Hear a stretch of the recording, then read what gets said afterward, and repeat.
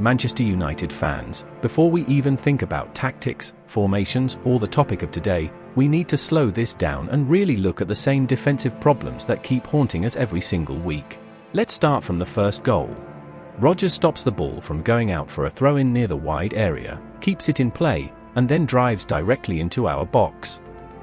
Again, look at who is with him, the Euro. Once again, there was time, there was space, and there was opportunity to step in and win the ball. But instead of stopping Rodgers early, Euro simply escorts him, running alongside him, allowing him to carry the ball straight into the danger zone. No pressure, no tackle, no attempt to disrupt the shot. This time, there was no heaven to come and save the situation. Rodgers takes the shot, and we concede. That goal is clearly on Euro, and it is painful to watch because it was so avoidable. And now comes the most important part, the second goal again, because this moment exposes more than just one player. Yes, Euro once again tries to engage Rodgers and once again fails to stop him, just like the first time. But now pause the frame and look at what is happening in front of Rodgers. You see Ugarte and Shaw standing there, facing him, waiting. Waiting for what? Waiting for the shot so they can try to block it. Why are they not closing him down? Why is no one stepping out to stop the shot before it happens? Ugarte especially had the space and the angle to approach Rodgers quickly and shut it down, the exact way Heaven did earlier against Watkins. Instead, everyone retreats into shot-blocking mode. And this is the recurring problem, we allow players to enter our box when they should have been stopped outside it. Once they enter the box, we panic and try to block shots instead of preventing them altogether. De Ligt does this very well when he plays, he steps in early, stops the player, and stops the shot from ever happening. This isn't just about yesterday. This has been happening repeatedly. We've now conceded 6 goals in our last 2 games. We scored 4 against Bournemouth and still didn't win. We scored 1 yesterday and still lost. That tells you everything. And this takes us straight to another issue that is quietly becoming a serious pattern in this team, our missed chances. It's happening too often now, and it's costing us games. We create chances, clear chances, chances you must score at this level, and then we don't take them. Look at Bournemouth against us, ruthless, clinical, every opening punished. Look at Aston Villa against us, half chances, moments of brilliance, goals. Now look at us in those same games, chance after chance, opportunity after opportunity, and we walk away with nothing to show for it. This is where games are decided. And this is why I will be very clear here, this is not on the coach. If we were struggling to create chances, if we were toothless, if we didn't know how to get into dangerous areas, then yes, tactics would be the problem. But that is not the case. The tactics are working. The system is working. We are consistently putting ourselves in positions to score. In fact, in the Premier League right now, we are number 1 in chances created, and at the same time, number 1 in missed chances. That tells you everything you need to know. Yesterday again, Sesko had chances. Cunha had chances. These are moments that change games. These are moments that kill games. And when you don't take them, especially in the Premier League, you will be punished. There is no mercy in this league. Miss your chances, switch off for 1 second, and the opponent will hurt you.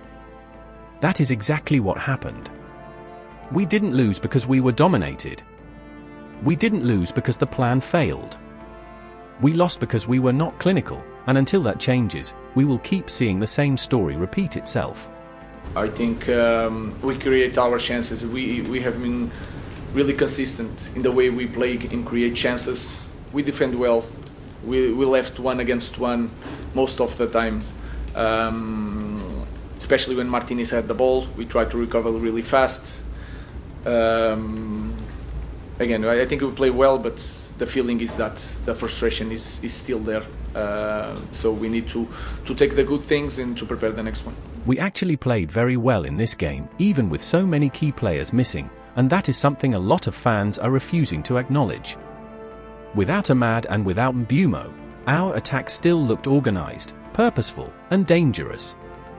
We were still able to create multiple chances, we were still able to get into good positions, but once again the problem was not creation, it was conversion. The chances were there, the openings were there, but we simply did not take them. And that has become a recurring issue for us. What impressed me the most was the midfield control. Aston Villa did not run our midfield. In fact, in the first half, Bruno Fernandes and Ugarte completely bossed the midfield, and in the second half, Martinez and Ugarte continued that control. That is not easy to do at Villa Park, against one of the most informed teams in the league. These are very positive signs that the football we are playing is improving. Just think about this for a moment. We went to Villa Park without Bruno Fernandes in the second half, and yet we still controlled the game and created chances. That tells you something is working. One of the major reasons for this was our wingbacks. They were very effective, constantly putting in crosses, constantly pushing Villa's fullbacks back, and forcing them to defend deeper than they would have wanted. Another important detail is that we did not lose possession in dangerous areas the way we usually do. We were much more secure with the ball, and that helped protect the midfield from being exposed to counter-attacks. The only major mistake came from Ugarte in the first half, and Villa almost punished us for it. Aside from that moment, we were disciplined, structured, and composed on the ball.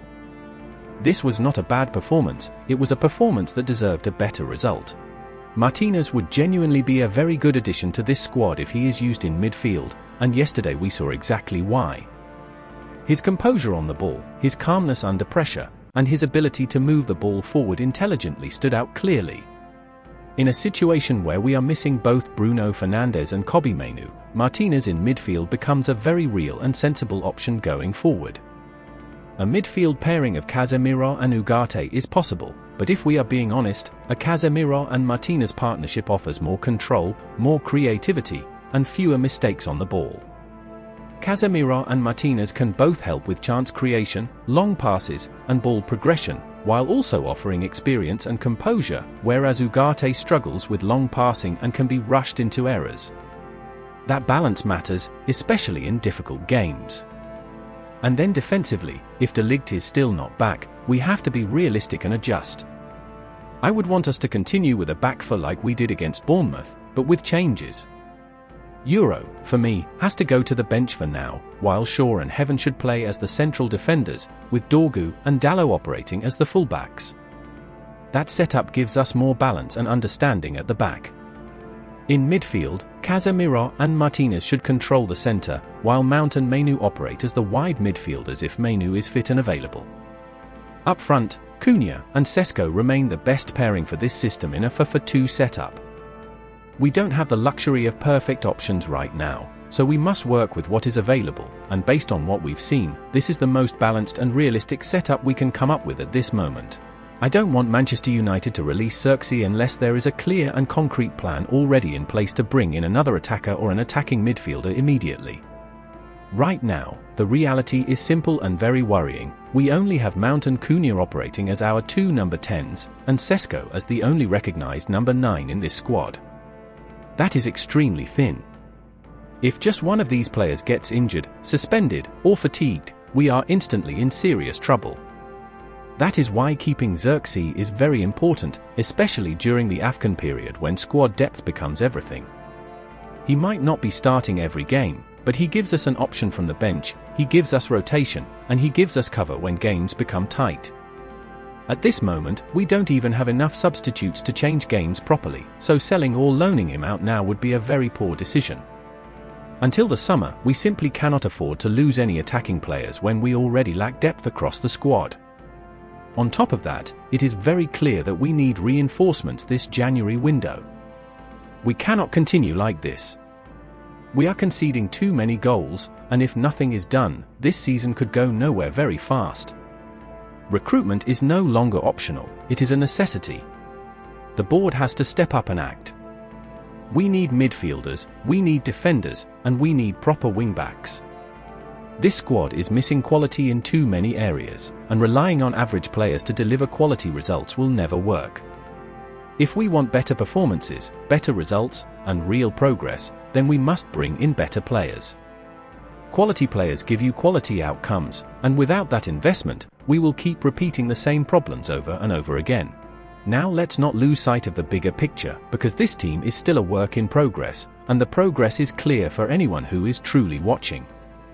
Last season we finished 15th on the table, right down there, struggling for consistency and identity. Fast forward to now, after just one transfer window, and we are sitting 7th on the table.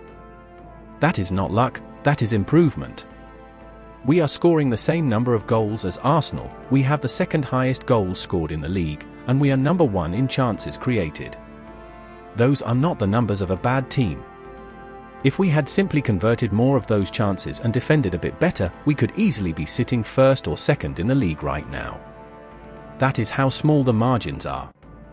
Even with all the players missing, even with injuries and absences, we still went to Villa Park, against one of the most informed teams in the league, and we played well. That alone tells you something is being built here. You can clearly see the structure, the ideas, the patterns. Amorim is laying foundations. Stop panicking over formations and start focusing on how much our overall game has improved. This coach is flexible, he is not married to one system, and he has already shown he can switch between a back 4 and a back 3 depending on the opponent. That tactical flexibility is a good sign, not a bad one. So calm down, take a step back, and look at the progress. This is not the end of the road, this is the beginning of something. Trust the process.